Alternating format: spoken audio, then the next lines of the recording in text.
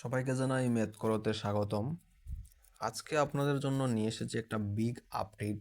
যারা যারা Tripura TET qualified করে ঘরে বসে আছেন এবং এসটিজিটি, এসটিপিজিটি, এসটিপিপিটি সবার জন্য একটা বিগ আপডেট আজকে নিয়ে এসেছি।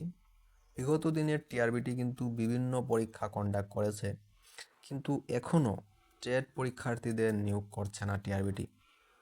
কেন নিয়োগ করছে না ত্রিপুরা গভর্নমেন্ট? কি প্ল্যান থাকতে পারে তার পেছনে অবশ্যই আপনারা ভেবে দেখবেন। এখন যদি টেট উত্তীর্ণদের নিয়োগ করে ত্রিপুরা গভর্নমেন্ট, তাহলে কিন্তু প্রায় 1856 ছাত্রছাত্রীকে নিয়োগ করতে হবে। যদি এদের নিয়োগ করে ফেলে, তাহলে কিন্তু তারপর আবার এসটিজিটিতে পরীক্ষা দেবে, আবার নতুন পরীক্ষার্থী পাস করবে।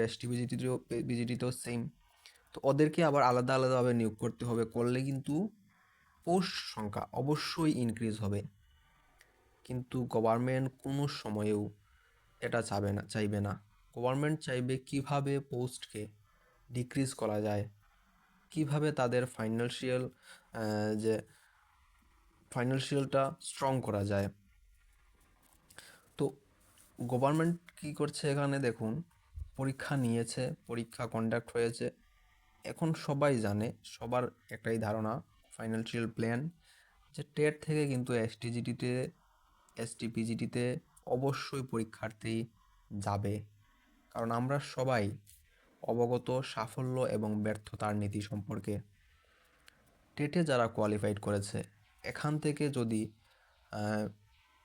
300-400 পরীক্ষার্থী এসটিজিটি, এসটিপিপিটি, এসটি যেটি বলুন, যেটা 14ই ফেব্রুয়ারি কন্ডাক্ট হয়েছে, এখানে যদি চলে যায়, তাহলে কিন্তু অনেক পোস্ট ডিক্রিজ হয়ে যাবে। আর পোস্ট ডিক্রিজ হলে গভর্নমেন্ট কিন্তু এটাই চায়। একটা চাকরির জন্য কিন্তু গভর্নমেন্টকে অনেক টাকা খরচ করতে হয়, প্রতি লাইফ টাইমই বলতে পারেন। একটা পরীক্ষার্থীদের অনেক টাকা খরচা হয়। তো গভর্নমেন্ট অবশ্যই চাইবে যাতে পোস্ট কিছু কিভাবে কমানো যায়। তো একসাথে যদি পরীক্ষা সবগুলা সম্পূর্ণ হয়ে যায়, তাহলে কিন্তু শেষে দেখবেন টেটে উত্তীর্ণ পরীক্ষার্থীর সংখ্যা বা নিয়োগ যখন হচ্ছে, তখন দেখবেন 1400-1500 এরকম রয়ে গেছে।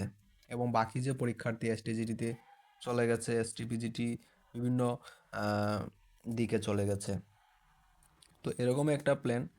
তো সবাই নিশ্চিত থাকুন, নিয়োগ কিছুদিনের মধ্যেই হয়ে যাবে। শুধুমাত্র পরীক্ষাটা এসটিজিটি শেষ হয়েছে, ফাইনাল